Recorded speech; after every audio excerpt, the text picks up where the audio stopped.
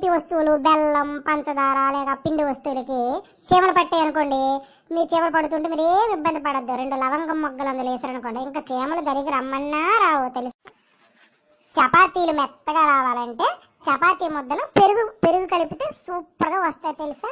అలాగే కాకరకాయ ముక్కలు చేదు తగ్గాలంటే బియ్యం కడిగిన నీరు ఉంటుంది కదమ్మా, బియ్యం కడిగిన నీటిలో కాకరకాయ ముక్కలు వేస్తే చేదు తగ్గి మంచి రుచి వస్తుంది. అలాగే మన దోశలు రుబ్బేటప్పుడు, దోశ పిండి రుబ్బేటప్పుడు కొద్దిగా సగ్గుబియ్యం వేసి రుబ్బితే దోశలు విరగకుండా సూపర్గా వస్తాయి తెలుసా.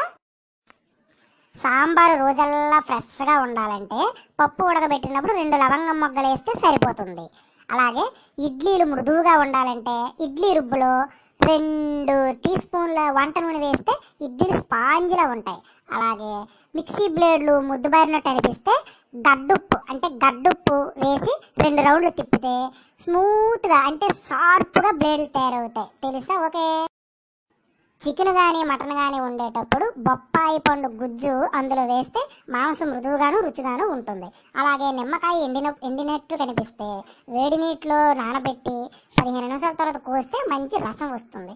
అలాగే కాలీఫ్లవర్ ఉంది కదా, కాలీఫ్లవర్ విడగొట్టిన వెంటనే ఉండేయకుండా 15 నిమిషాలు ఉప్పు నీటిలో నానబెడితే అందులో దుమ్ము పోతుంది, పురుగులు ఏమైనా ఉన్నా బయటకు వచ్చేస్తాయి.